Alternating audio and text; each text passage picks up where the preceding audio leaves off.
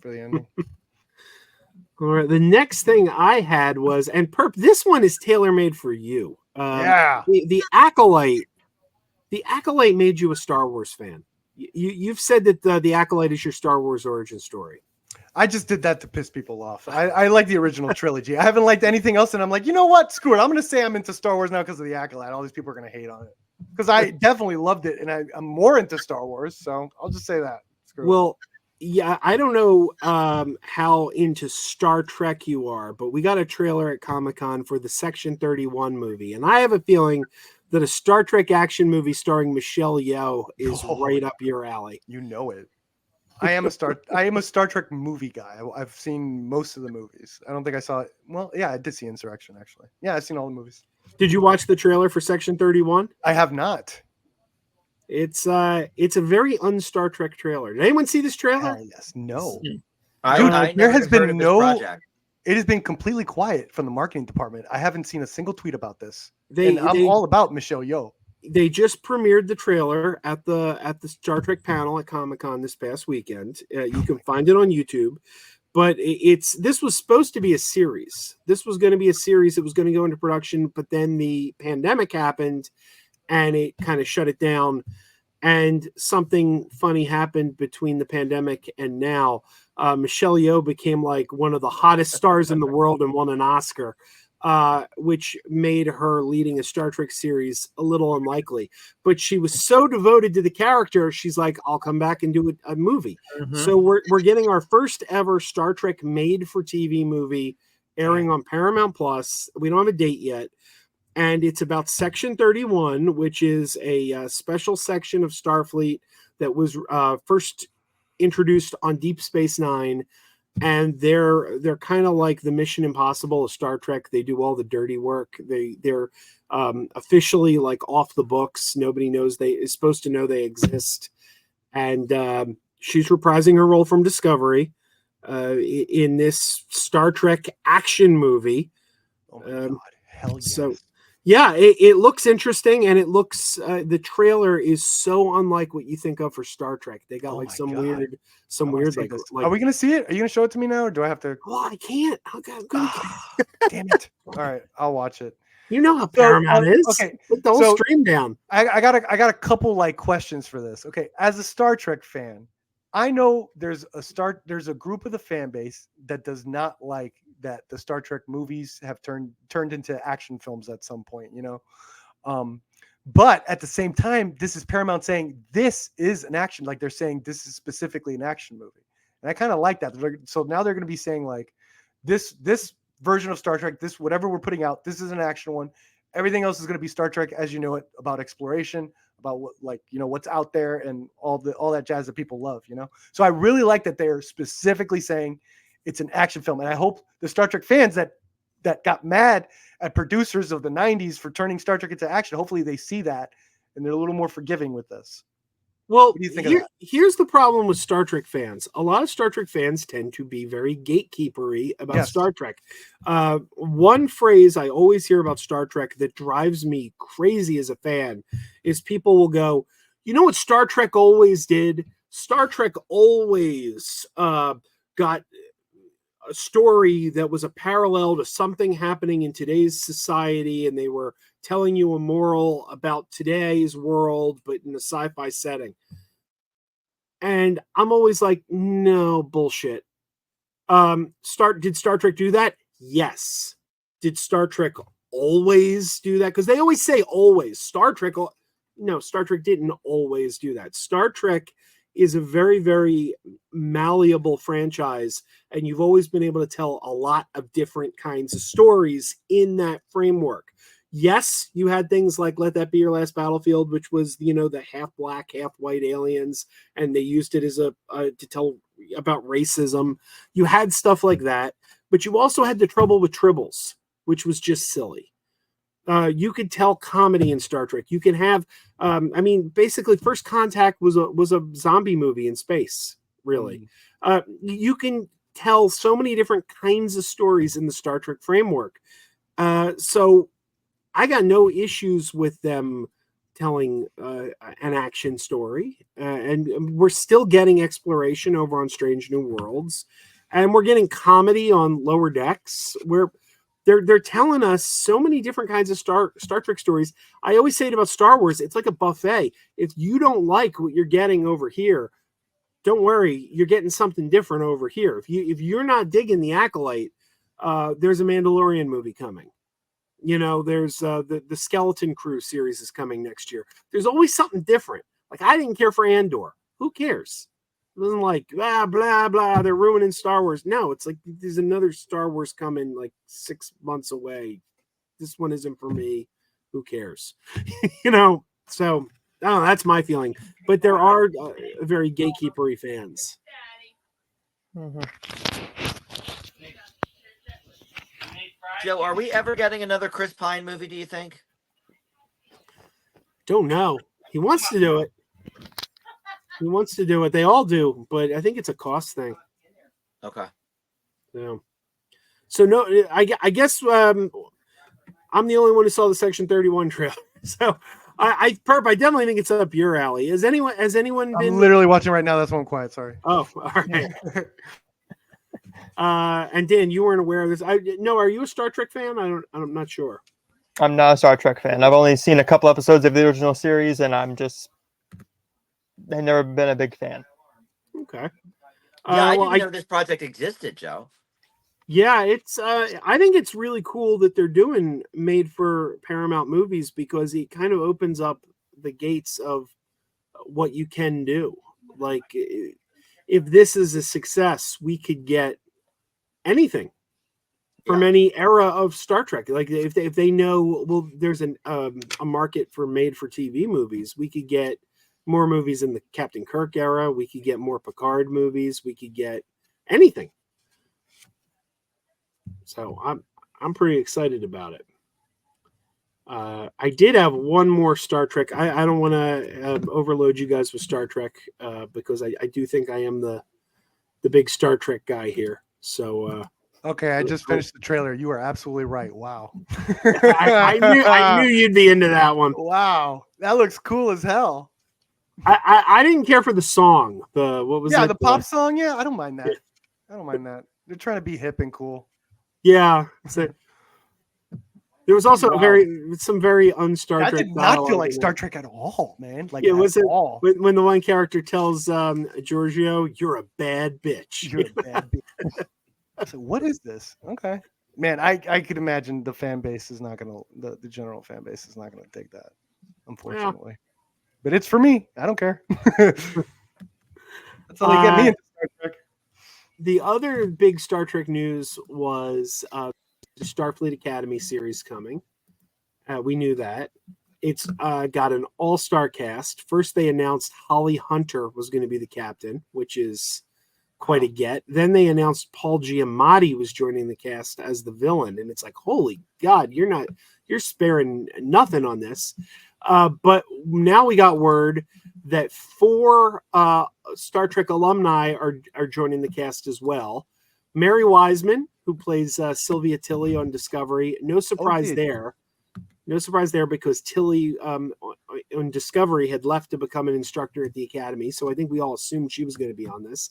Tig Notaro as Jet Reno. Yes. Tig is hilarious as this character on Discovery. I think a lot of fans' main complaint was that she did not get enough screen time on Discovery.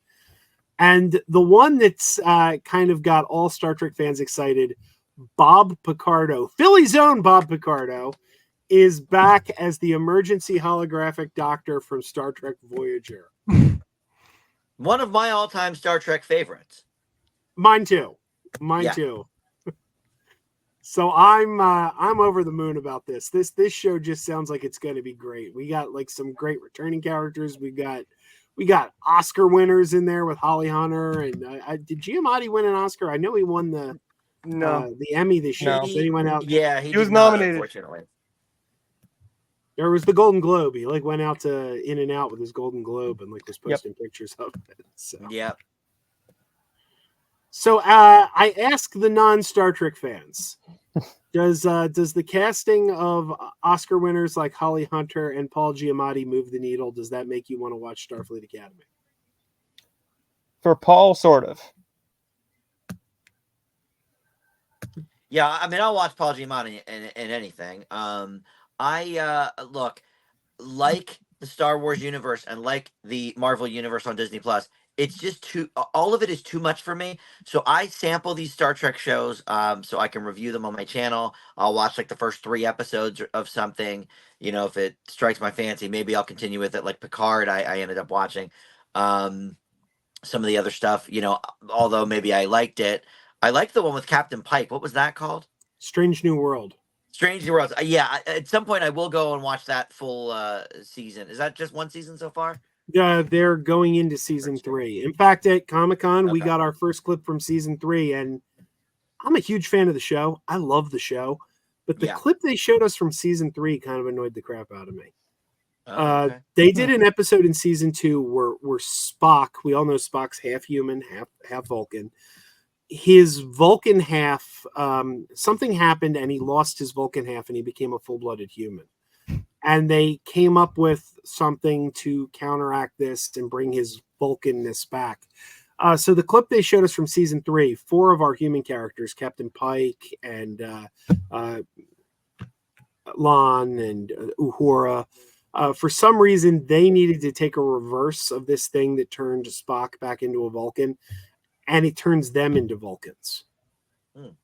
So this short clip we got teasing season 3, we see some of our main human characters become Vulcan. And suddenly they all were no emotion and using logic. And as a longtime fan, I'm like, that's not genetic. The Vulcans train themselves to be that way. This is just dumb. But tell them. But what are you going to do? So I don't know. I love the show, but that clip kind of broke me. I'm like, what is this? What am I watching? But yeah, of all the new Star Trek shows, that one, you know, from the ones I sampled was my favorite. I even with these big names, it'll probably be more of the same. I'll watch the first couple episodes so I can give it a review.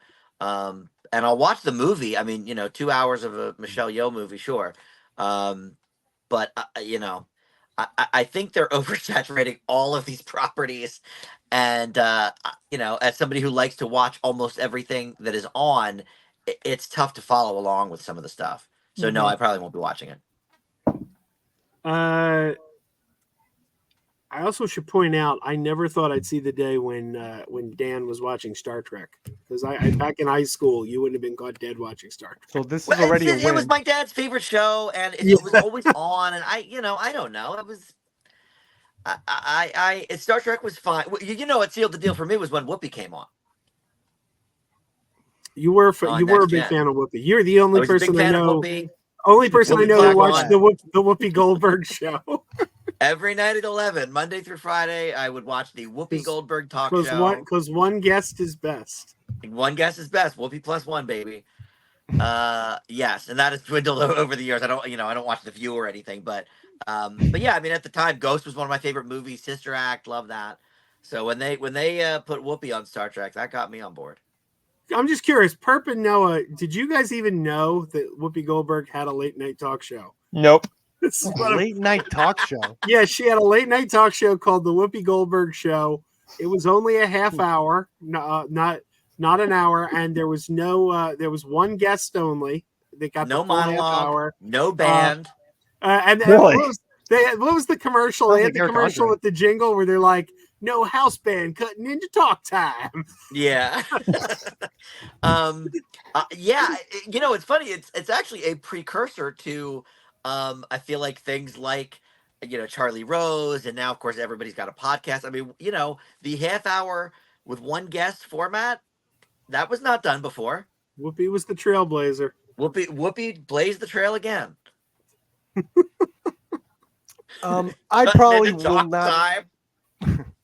I'm probably not going to end up watching the Star Trek show. I like watching the movies. I'm definitely going to watch the Michelle Yeoh one.